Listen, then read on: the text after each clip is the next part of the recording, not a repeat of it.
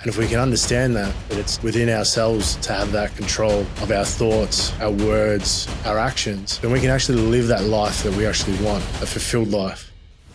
Being a dad is one of the most rewarding roles we will ever have in our lives, but also can be one of the most overwhelming, where we find ourselves facing the pressures of juggling the demands of our family, careers, and life.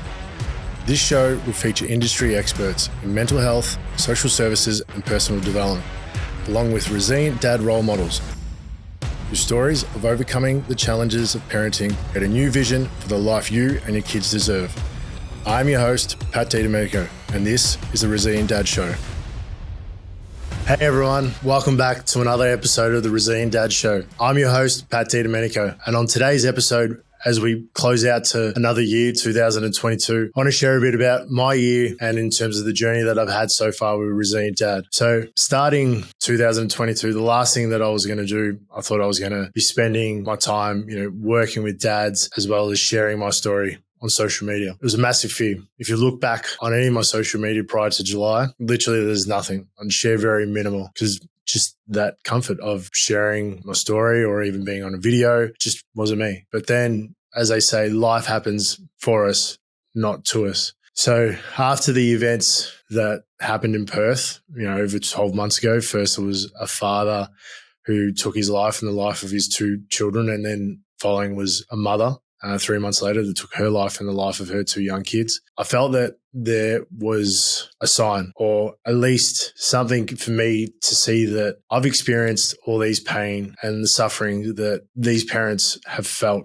in regards to not feeling enough, in regards to the challenges of co-parenting, challenges of not knowing what life is going to bring for us in the future. I don't know what it feels like to the extent of wanting to take your life, but also the life of your two kids. I know what it's like to feel like not wanting to be here. And it's difficult. It's hard to acknowledge that and even to be sharing this. But I'm sharing with you guys because I know that there's not only hope, but there is a way out of whatever that we're experiencing in life at the moment that we're not happy with. And with that, we'll have moments where there's opportunities for us to move towards what either we want or what we feel like we should be doing. And it's having that ability to stay still in the moment and acknowledge what's going on. And sometimes we're looking for the answer. The answer's right in front of us. Have you ever had that experience where you'd be looking for something and you're going around the house looking every possible place that you could think that you left that item? And then after going around for an hour, you go back to the same spot that you've checked 10 times and it's actually there. Same thing. If we allow ourselves to be in the moment and just stay still, the answer's there. So coming into the new year, I invite everyone to not look at New Year's as the opportunity for New Year's resolutions and goals, but who is it that you want to become? What is it that you envision for yourself and your future? And what is it that you envision for your kids or your partner, your wife? We focus so much on an end goal and an outcome instead of realizing that the outcome and the goal, that motivation or that moment of excitement out of achieving it only literally lasts for so long. I invite you to think of a time in your life where you've achieved something that it's taken you such a long period of time, that maybe years, but literally after you've achieved it, that feeling of joy is literally died out after, who knows, some people are fortunate enough to have it a little bit longer. So what I've come to realize, it's not about the outcome and what we obtain, but it's actually the journey and who we become as a result of being able to obtain that outcome and that goal. So for me this year, it's being able to do what I'm doing now, being on a podcast, being able to share my story with others and being vulnerable, being that example to my three young boys I love dearly, that I want to make sure that they understand that it's okay to be exactly whatever you want to be. Do not live in fear of other people's judgment or your own fear of feeling like you're not enough, because the only limitations that we set upon are the ones that we set upon ourselves. I believe I am what you think I am, not what I think I am.